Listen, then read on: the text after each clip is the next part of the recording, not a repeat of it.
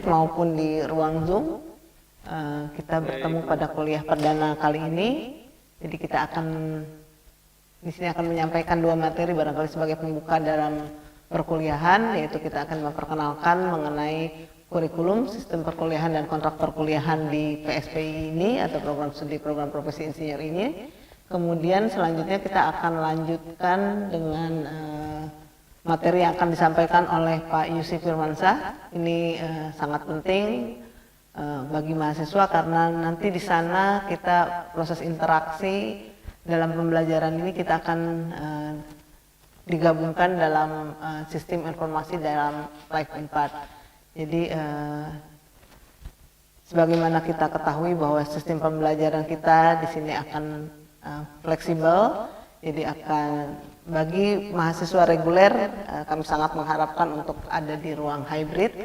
Kemudian bagi para mahasiswa yang mengambil program LPL itu dapat mengikuti di ruang Zoom. Oke, kita mulai ya Pak Yusuf, kita mulai barangkali materi akan pertama pengenalan kurikulum sistem perkuliahan akan disampaikan oleh saya.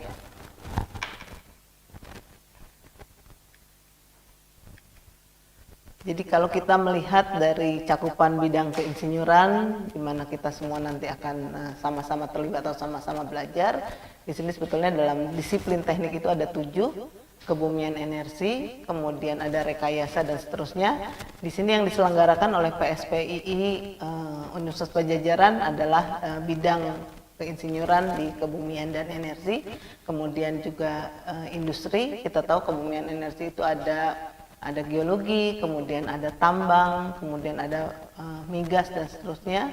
Kemudian untuk industri itu teknik informatika, kemudian teknik elektro, dan lainnya, serta pertanian dan hasil pertanian. Di sini ada tentu saja kelompok agrokompleks, itu ada pertanian sendiri, kemudian hasil pertanian dan peternakan. Jadi kita menyelenggarakan 3 cakupan bidang keinsinyuran.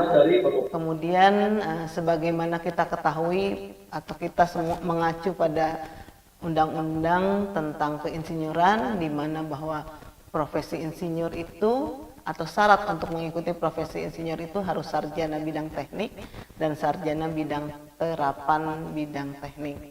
Kemudian boleh juga diikuti oleh sarjana pendidikan bidang teknik atau sarjana bidang sains yang disetarakan dengan bidang teknik.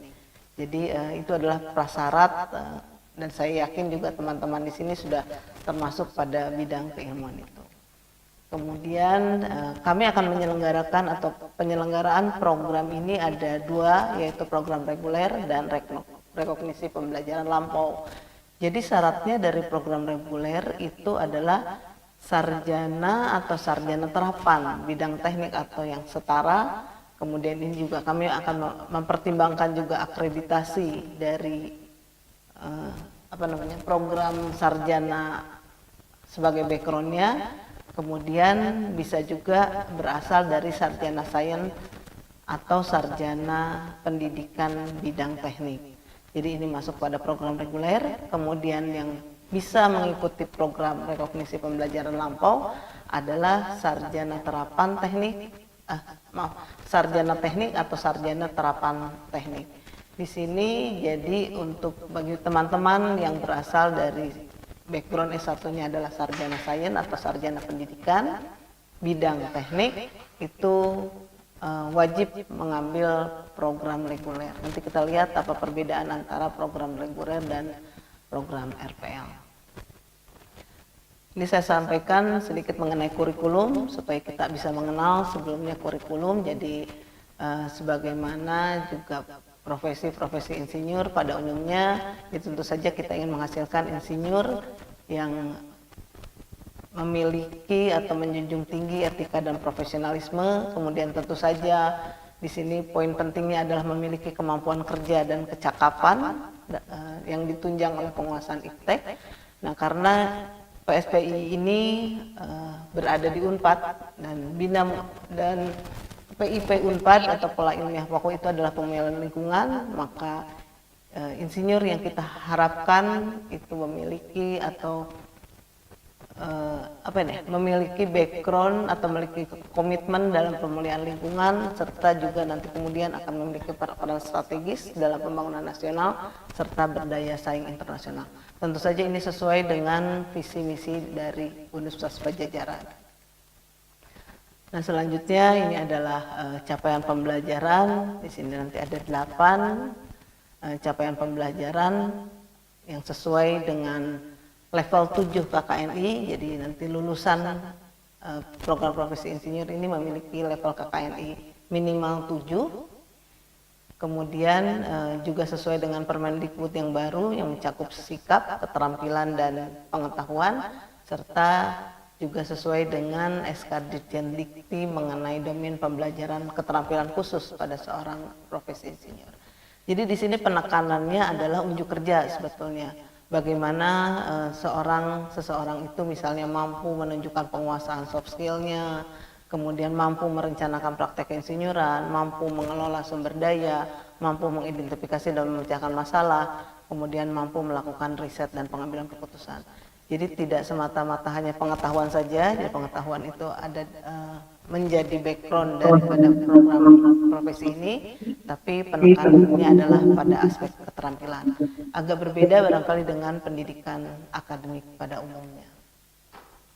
Nah, mata kuliah yang akan diikuti ada 6 mata kuliah, yaitu yang pertama Kode Etik dan Etika Profesi Insinyur, kemudian yang kedua Profesionalisme Keinsinyuran, yang ketiga K3L, kemudian yang keempat adalah Praktek Keinsinyuran, kemudian studi kasus, dan menjadi pemateri dalam seminar, lokakarya, atau diskusi.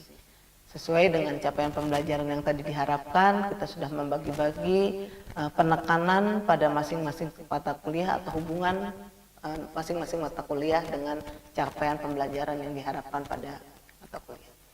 Nah, kemudian ini barangkali yang menjadi penting adalah sistem pembelajarannya. Di sini adalah sistem pembelajaran untuk program reguler, karena bagaimanapun juga program RPL itu acuannya adalah atau dasarnya adalah mengikuti program reguler.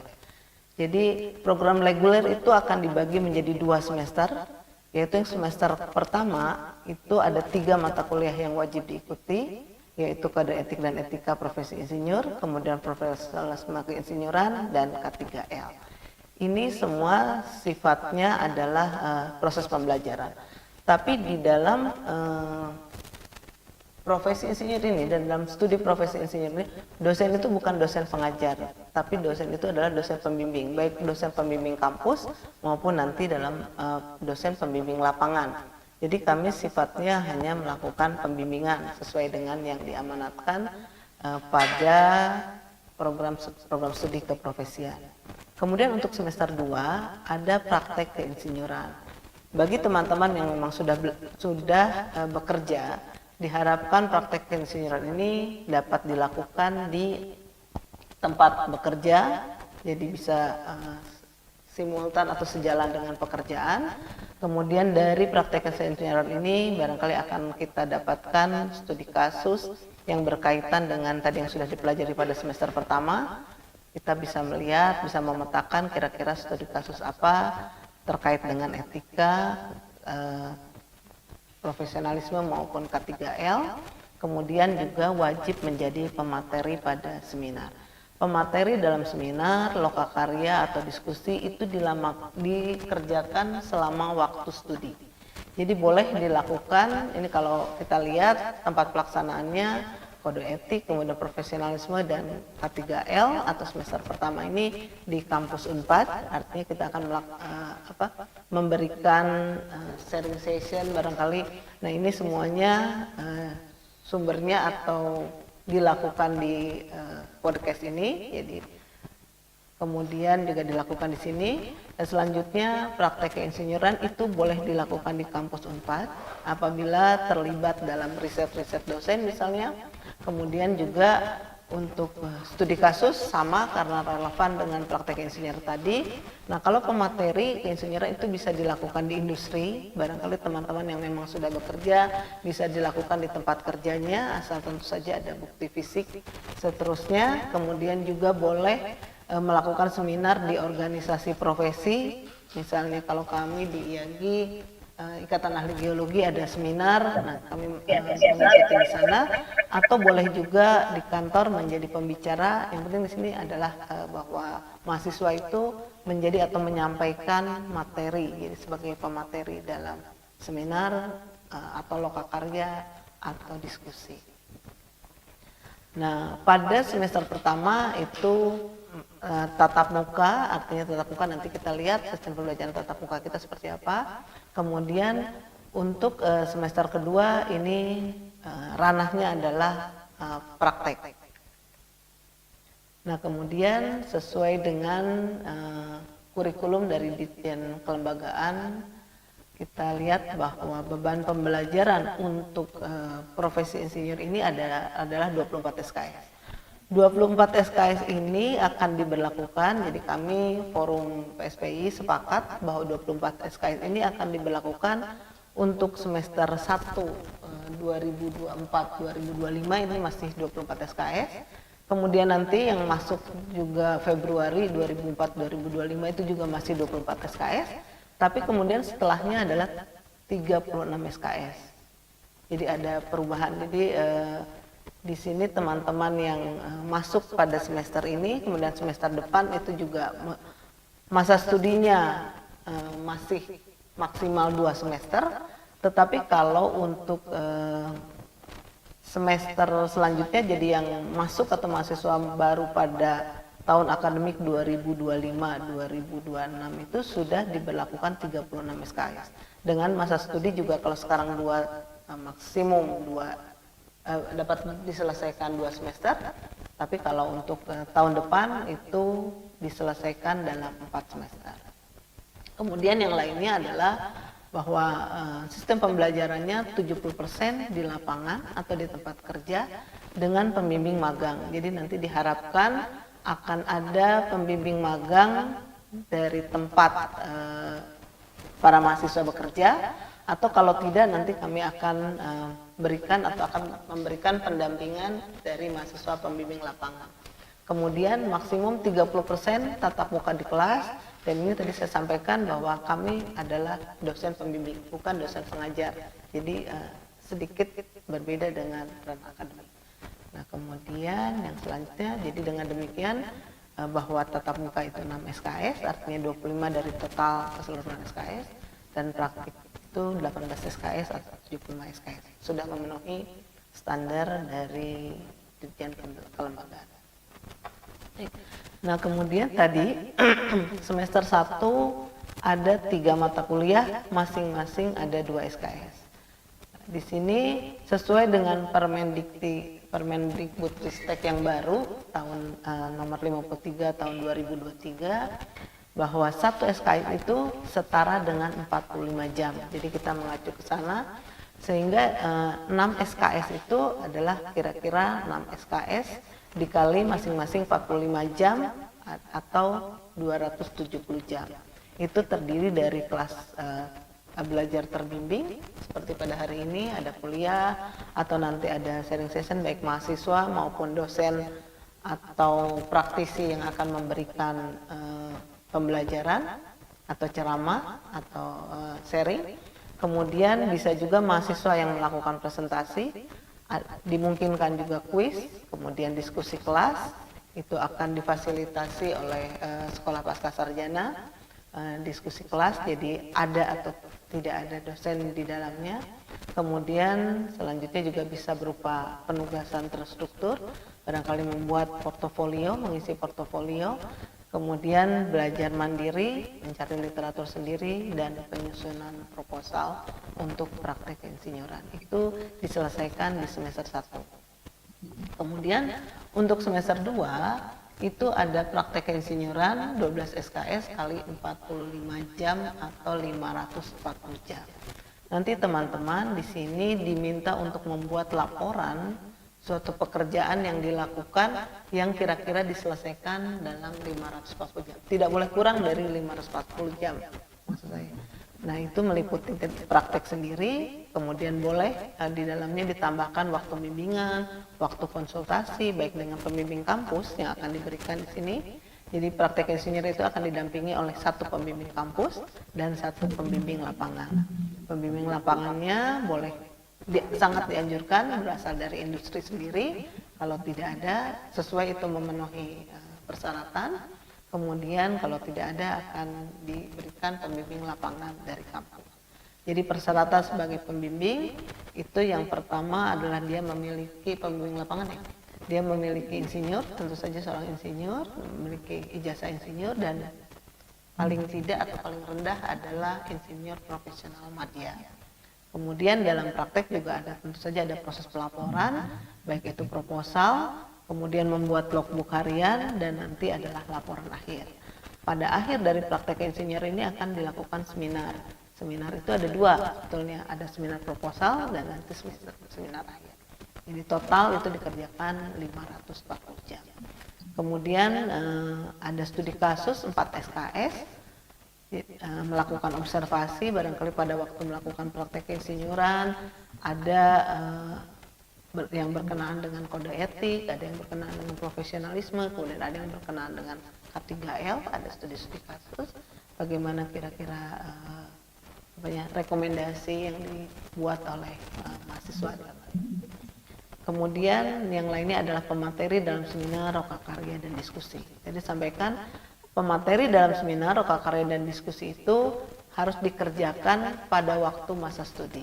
Kalau kita untuk mahasiswa semester ini, barangkali masa studi kita dimulai pada 14 Agustus tahun 2024. Jadi selama teman-teman memiliki bukti sebagai pembicara pada suatu seminar, pada suatu loka karya atau diskusi, workshop, nah itu boleh diklaim sebagai pengganti dari materi pada seminar. Tapi kalau misalnya tidak ada, kita nanti akan membuat, dan insya Allah pada tanggal 7 ya, kalau nggak salah, 7 September ini kita akan mengadakan seminar yang boleh diikuti oleh mahasiswa semester sebelumnya dan juga mahasiswa baru semester ini.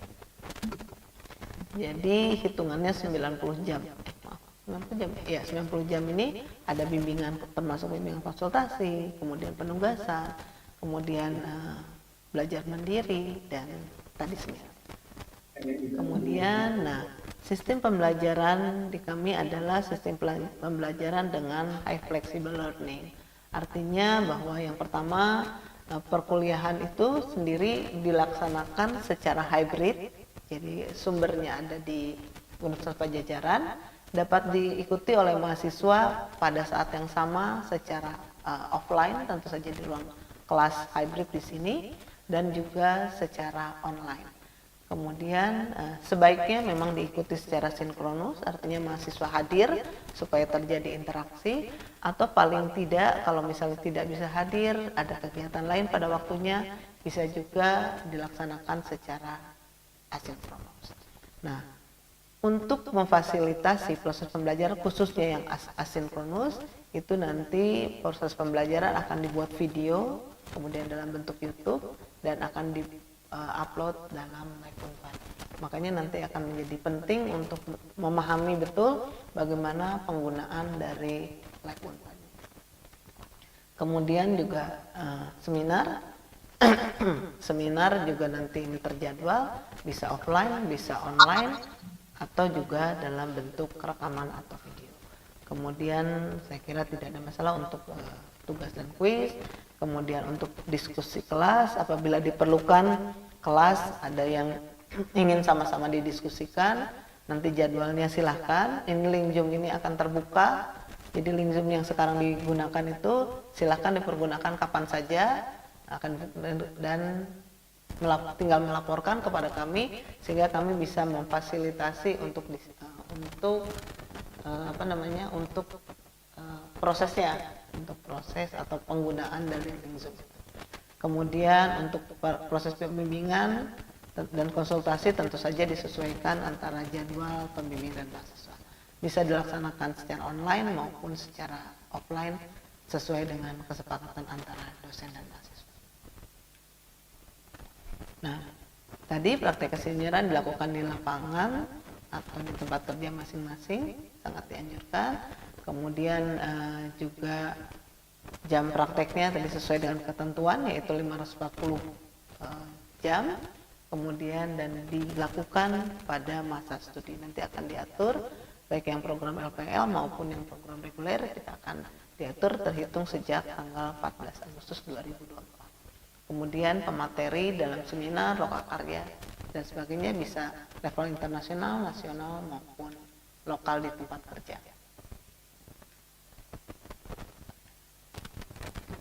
Selanjutnya itu yang reguler, jadi kita patokannya dari reguler. Kemudian bagaimana sebetulnya program rekognisi pembelajaran lampau. Program rekognisi pembelajaran lampau sebetulnya materi atau mata kuliahnya sama, hanya di sini dipadatkan, diselesaikan dalam 1 semester. Jadi yang tadi itu diselesaikan dalam 1 semester. Hanya barangkali untuk karena kita harus juga mencantumkan pada PD Dikti, biasanya 1 semester dan lebih beberapa minggu barangkali ya, supaya untuk menjamin bahwa teman-teman mahasiswa di sini memang sudah tercatat dalam PD Dikti.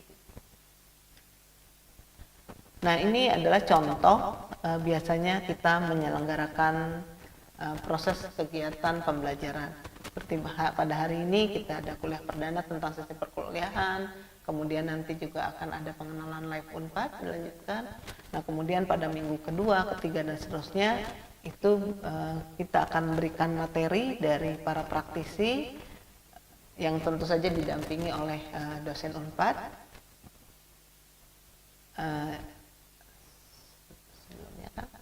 Nah, ini sesuai dengan mata kuliah tadi, kode etik dan profesi insinyur. Nah, untuk proses kemudahannya, karena kami sangat paham bahwa para mahasiswa di sini juga bekerja, jadi biasanya satu perkuliahan itu kita gabungkan tiga kuliah ya. Jadi 1 kali pertemuan itu jadi 3 mata kuliah. Di sini misalnya kode etik dan profesi insinyur, kemudian profesionalisme dan K3L. Walaupun kita lihat pengisiannya itu adalah misalnya terkait dengan kode etik. Tapi absensi, jangan lupa di sini teman-teman juga untuk mengisi absensi pada waktunya, itu akan dilaksanakan sekaligus, akan dibuka sekaligus untuk 3 mata kuliah itu. Pada minggu kedua, ketiga sampai dengan minggu ke-18. Selain itu juga ada penilaian atas tugas. Sebetulnya ini adalah menjadi kami berkomitmen bahwa selain juga menyampaikan atau kami membimbing untuk proses pembelajaran keinsinyuran ini, juga kami melakukan pendampingan untuk penyelesaian nanti pengisian FAI, yang pada intinya adalah setelah lulus program profesi ini, para mahasiswa atau lulusan akan mendapat sertifikat atau ijazah insinyur yang di situ tertulis diberikan gelar insinyur. Tapi selain itu juga dipersiapkan untuk setelah insinyur bisa mendaftar ke PII kalau yang belum mendaftar, kemudian juga bisa mengikuti ujian kompetensi. Di dalam minggu-minggu ini kita membuat ada pengisian portofolio yang dimana formatnya juga sudah disampaikan supaya membantu untuk untuk menyiapkan pengisian FAIP, karena proses pengisian FAIP juga agak banyak, apalagi yang memiliki pengalaman kerja yang sudah panjang, karena pengisian FAIP ini pada intinya adalah setelah lulus S1 bagi program yang berasal dari sarjana teknik. Nah, itu sudah lulus S1, itu kalau yang memiliki masa kerja 8 tahun artinya sudah harus mengumpulkan berbagai data, juga bukti fisiknya, misalnya kualifikasi pendidikan, S1, barangkali yang sudah S2, S3, tidak hanya transkrip, tapi tidak hanya ijazah, tapi juga transkrip, kemudian ada juga resume daripada penelitian S1-nya, penelitian S2 dan seterusnya. Jadi itu juga kita coba buat formatnya supaya para mahasiswa memang sudah siap setelah lulus juga siap. Kemudian organisasi profesi tadi juga ada beberapa isian juga, bukan hanya bukti fisiknya, tapi organisasi profesi itu bergerak di bidang apa. Kemudian tanda penghargaan, kemudian pendidikan, pelatihan. Nah, pelatihannya juga pelatihan apa yang dilakukan, kemudian kira-kira materi dan pelatihannya apa, dan seterusnya. Jadi kami mencoba membantu juga untuk pengisian PAIP, sehingga diharapkan pada waktu lulus bukan hanya sudah menyelesaikan laporan atau sudah presentasi laporan profesi keinsinyuran, sudah menyelesaikan juga studi kasus, sudah melakukan juga tadi sebagai pemateri atau memiliki bukti fisik sebagai pemateri, tapi juga sudah siap untuk pengisian formulir aplikasi profesional insinyur profesional. Selanjutnya juga sampai dengan kuliah ke-16. Jadi untuk praktek keinsinyuran, studi kasus dan pemateri itu akan dibimbing oleh minimal 1 orang pembimbing dari program studi dan 1 orang pembimbing lapangan sesuai dengan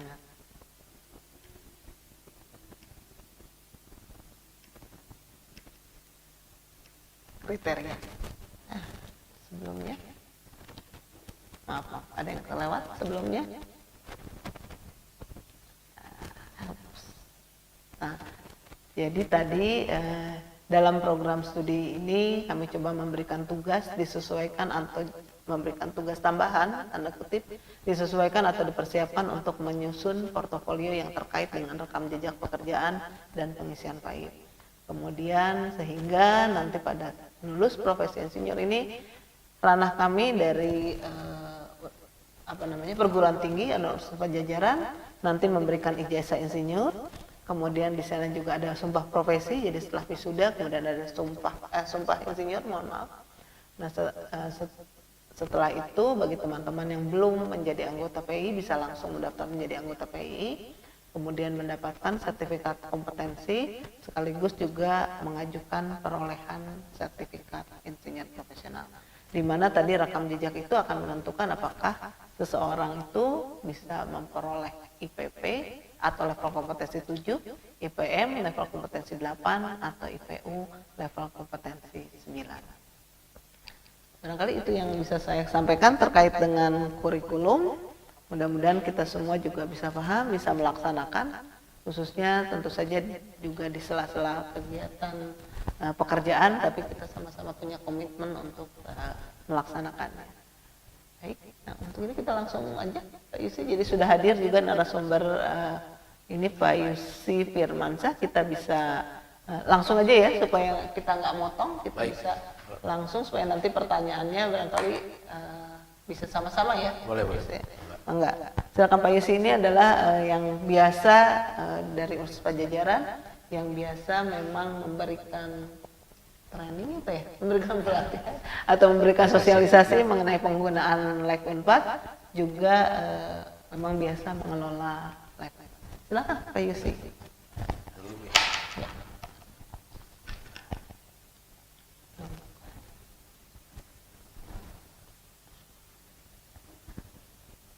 Mungkin pembuka untuk teman-teman yang sudah di Universitas Pajajaran ini tidak asing lagi, tapi nanti ada kendalanya yang biasa kita kendala itu karena yang biasanya sebagai mahasiswa misalnya harus juga mendaftarkan sebagai student ya. Iya, yang dosen biasanya Bu. Ya? Biasanya dosen. Jadi yang dosen Unpad atau tenaga kependidikan di Unpad yang ikut program ini juga biasanya harus mendaftarkan lagi sebagai student. Tapi bagi teman-teman yang belum terdaftar dalam Live Unpad itu langsung ya. Langsung. Enggak, silakan Pak. Bismillahirrahmanirrahim. Udah terdengar? Udah. Bismillahirrahmanirrahim. Assalamualaikum warahmatullahi wabarakatuh. Selamat sore Bapak dan Ibu. Pada kesempatan ini saya mendapat amanah lah dari Ibu Kaprodi Bu Vijaya untuk menyampaikan sedikit sosialisasi terkait. Terima kasih Bu Vijaya. Pada kesempatan ini saya akan menyampaikan terkait sosialisasi pengenalan LMS Live Unpad. Mungkin buat bagi Bapak dan Ibu yang alumni Unpad pasti sudah mengenal ini. Mungkin ini sebagai salah satu refresh, jadi untuk bagaimana untuk mengakses lift itu nantinya. Sementara buat Bapak dan Ibu yang di luar Unpad mungkin ini sebagai pengenalan, mungkin nanti kalaupun ada kendala nanti bisa disampaikan seperti itu. Jadi pada sore hari ini saya akan coba mengenalkan apa itu LMS Lift Unpad ya, kemudian nanti apa saja fitur-fitur yang bisa digunakan tentunya dalam untuk perkuliahan dalam di program ini. Kemudian nanti juga di akhir saya akan sampaikan bagaimana nanti cara mengisi presensi, biasanya itu yang seringkali menjadi kendala pada pengalaman saya di semester kemarin dari teman-teman yang lain. Baik, ini apa itu Lift Unpad misalkan. Lift Unpad yaitu salah satu platform pembelajaran daring resmi yang dimiliki oleh Universitas Padjadjaran, tentunya untuk mendukung proses perkuliahan dan pembelajaran secara online. Jadi fitur utamanya yaitu nanti Bapak dan Ibu nanti bisa mengakses dari materi perkuliahan yang berupa PPT ataupun e-book ataupun video. Kemudian juga Bapak dan Ibu nanti bisa melakukan mengupload jawaban atau nanti dari tugas-tugas yang diberikan oleh Bapak dan Ibu dosen. Kemudian juga tentunya Bapak dan Ibu bisa berdiskusi dengan baik dosen pembimbing maupun dosen pengatur menggunakan platform ini. Tentunya platform ini juga mendukung dengan metode pembelajaran secara hibrid. Jadi tentunya Bapak Ibu dapat melakukan pembelajaran ini secara fleksibel gitu, di mana aksesibilitasnya dapat diakses di mana saja, kapan saja, tapi tentunya harus disupport oleh internet gitu ya. Dengan adanya internet, Bapak dan Ibu bisa melakukan atau membuka platform ini di mana saja seperti itu. Kemudian ini mungkin saya akan sampaikan bagaimana cara registrasi pengguna baru untuk di LMS Lift Unpad ini. Ini adalah salah satu syaratnya yaitu buat Bapak Ibu. Jadi platform ini khusus untuk dosen ataupun mahasiswa. Untuk dosen mungkin salah satu syaratnya harus memiliki NIP atau NIDK, sementara untuk mahasiswa yaitu harus memiliki NPM. Nah, yang perlu diperhatikan yaitu untuk mengakses ini, untuk mendaftarkan ini, email yang harus digunakan yaitu yang berdomain unpad.ac.id. Ini yang kemarin sempat jadi kendala, soalnya ada beberapa yang mendaftarkan menggunakan email yang selain ini. Jadi mohon diperhatikan untuk Bapak dan Ibu, jikalau ada email Unpadnya yang masih belum bisa aktif, mohon segera untuk nanti diinformasikan supaya nanti Bapak dan Ibu tidak ada kendala ketika nanti untuk apabila bahan-bahan kuliah sudah disimpan di Lift Unpad ini. Kemudian kalau ini untuk mahasiswa yang kampus Merdeka itu biasanya teman-teman yang S1. Kemudian ini adalah ketika Bapak dan Ibu mengakses nanti di LMS Lift Unpad, alamatnya yaitu yang langsung bisa diakses yaitu reguler.lift.unpad.ac.id. Nah, nanti Bapak dan Ibu kalau belum memiliki PAUS ID nanti bisa daftar dulu gitu ya. Di sini nanti bisa langsung daftar, langsung diklik daftar akun dengan PAUS ID, nanti langsung nanti menggunakan email Unpad yang tadi yang saya sampaikan. Kemudian ini adalah tampilan registernya yaitu langkah yang kedua yaitu klik register dengan PAUS ID, kemudian cantumkan nama, misalkan nama saya Yusi.Firmansyah, kemudian password, kemudian mengisikan captcha seperti apa. Captchanya apa, misalnya di sini F7T4 gitu. Kemudian sign in. Nah, nanti ketika otorisasi aplikasi, Bapak Ibu langsung klik izinkan seperti itu. Nah, kemudian nanti tampilan dashboardnya seperti ini Bapak dan Ibu. Jadi Bapak Ibu, ini saya ambil contoh punya saya, tampilan yang ada di lift saya seperti ini. Jadi yang berwarna kuning, biru, yang ada dashboard itu gambar itu adalah mata kuliah yang Bapak dan Ibu bisa akses gitu ya. Sementara yang sebelah kiri yaitu ada panel navigasi, dashboard dan sebagainya seperti itu.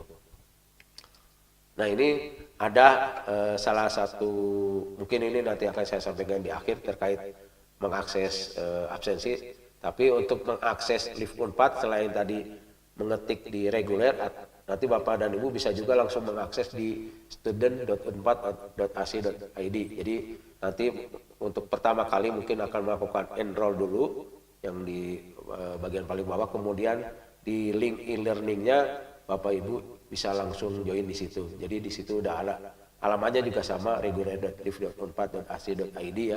Bisa lewat sini ataupun langsung Bapak Ibu mengetik langsung reguler live.unpad.ac.id seperti itu. Jadi ada dua cara, nanti silakan aja pilih yang pertama atau yang seperti ini untuk mengaksesnya seperti itu.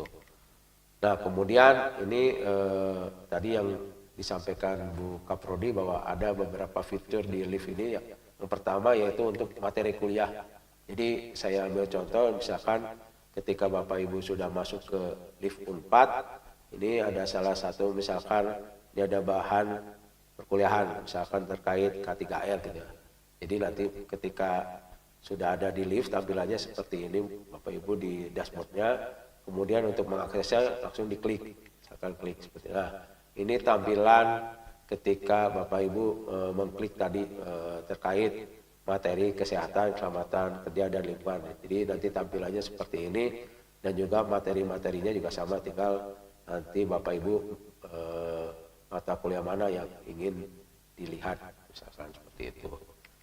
Kemudian ini yang tadi disampaikan, jadi nanti di ketika materi yang tadi disampaikan ada berupa video, ada berupa PDF, ada berupa e-book. Nah salah satunya ketika materi perkuliahan berupa video nanti Bapak Ibu bisa ada link channel YouTube-nya, nah itu nanti bisa diklik, nanti tampilannya seperti di pojok kanan bawah seperti itu.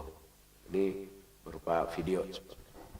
Kemudian ini saya ambil contoh yang lain, misalkan untuk dokumen PDF nanti simbolnya juga seperti ada lambang kertas. Nah itu Bapak Ibu tinggal mengklik, nanti tampilannya seperti yang di kanan bawah seperti itu. Nanti seperti ini tampilannya ini. Kemudian setelah video, kemudian sekarang bagaimana cara mengakses atau mengumpulkan tugas.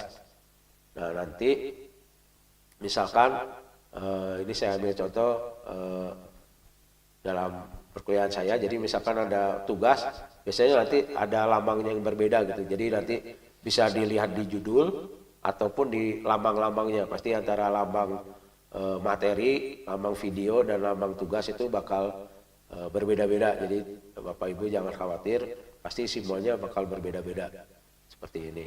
Nah ini salah satu caranya, misalkan ini ada tugas, kemudian nah ini ketika mengklik tadi tugas, nanti tinggal Bapak Ibu mengklik add submission seperti ini. Nanti tinggal diklik, tinggal nanti di Bapak dan Ibu tinggal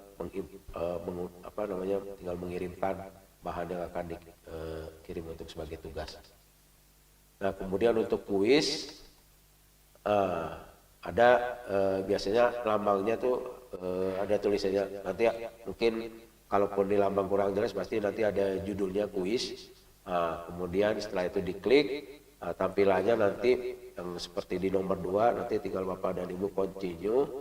Nah kemudian misalkan di sini salah satu kuisnya yaitu pilihan ganda, yang sebelah kiri itu Bapak Ibu tinggal memilih, misalkan memilih opsi A, B, C atau D. Kemudian di sebelah kanan yaitu jumlah soalnya, misalkan di sini jumlah soalnya ada dua gitu ya. Nah, kemudian setelah beres mengerjakan nanti jangan lupa tinggal klik finish gitu ya. Kalau Bapak Ibu lupa mengklik finish, nanti dianggapnya Bapak Ibu belum mensubmit seperti itu.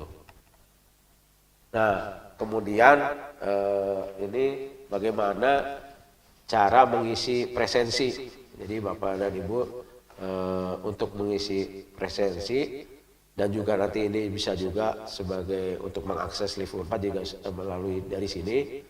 Bapak dan Ibu nanti mengklik student.unpad.ac.id gitu ya, seperti ini. Nah ini tampilan pertama kalinya seperti ini. Nah, nanti jangan Bapak dan Ibu nanti tinggal memilih login pause ID-nya gitu ya. Jadi kemarin mungkin tadi yang disampaikan oleh Ibu Kaprodi, buat Bapak dan Ibu yang dosen, nanti jangan lupa ketika setelah login ini, nanti statusnya jangan sebagai dosen Pak dan Ibu, tapi nanti sebagai student gitu ya. Nah, nanti ini yang kalau yang biasanya sebagai staff kalau ini. Nah ini nanti tinggal memasukkan nama, yang kemudian passwordnya apa, kemudian tinggal masukkan captcha dan kemudian sign in seperti itu. Nah ini tampilan ketika Bapak dan Ibu sudah masuk tadi sebagai student gitu ya. Nanti di sini ini saya ambil contoh punya saya sendiri gitu ya. Nah kemudian di sini nanti Bapak dan Ibu bisa melihat, silakan aja dibuka fiturnya, nanti kelihatan terkait status registrasinya seperti apa, kemudian nanti bisa dilihat juga transkrip, kemudian KRS. Nah, nanti di sini saya mungkin ingin mencontohkan terkait absensinya gitu, dan juga jadwalnya. Nah, tinggal Bapak Ibu nanti mengklik ini bagian jadwal dan absensi. Kemudian, nah ini nanti ini adalah tampilannya seperti ini. Jadi ini mungkin Bapak dan Ibu semester ini akan ada kode etik, profesionalisme, studi kasus, K3L seperti ini. Nah, nanti tergantung ketika jadwal. Misalkan di sini jadwalnya hari Jumat jam 8 sampai jam 10, tolong diperhatikan jam itu. Di luar jam itu kemungkinan akses untuk presensinya sudah ditutup gitu. Jadi khawatir Bapak dan Ibu udah join tapi ternyata lupa absensinya, nanti takutnya nanti jadi problem di kehadirannya seperti itu. Nah kemudian nanti tinggal pilih aja detail. Nah, nanti ketika sudah mengisi tampilannya seperti ini, nanti tinggal diisi saja Bapak dan Ibu untuk kehadiran gitu ya. Jadi nanti di sini udah terlihat ada jam presensinya. Ini saya ambil misalkan salah satu pengajarnya Prof gitu ya, Prof Wijaya di sini. Jadi ini nanti diisi, kemudian nanti silakan diklik aja. Jadi tinggal Bapak Ibu tinggal klik aja di sini. Sementara kalau misalkan tadi mau mengakses bahan, Bapak dan Ibu juga bisa langsung aja klik yang di bagian link e-learningnya gitu ya. Jadi absen sudah, kemudian tinggal nanti kalau misalkan mau melihat materinya tinggal klik di sini gitu. Jadi nggak usah membuat halaman baru, misalkan ketik di reguler.clif.4.ac.id. Jadi ini bisa sekalian gitu ya, seperti itu. Mungkin itu yang bisa saya sampaikan di sore hari ini. Saya ucapkan terima kasih Bu Wijaya. Saya kembalikan. Terima kasih Pak Yusi. Dari teman-teman yang di ruang hybrid maupun di ruang Zoom ada barangkali saya akhiri dengan ilahi taufiq wal hidayah. Wassalamualaikum warahmatullahi wabarakatuh. Waalaikumsalam warahmatullahi wabarakatuh. Terima kasih, Prof. Terima kasih, Prof. Waalaikumsalam. Terima kasih, Prof. Terima kasih. Terima kasih, Prof. Pak Yusi.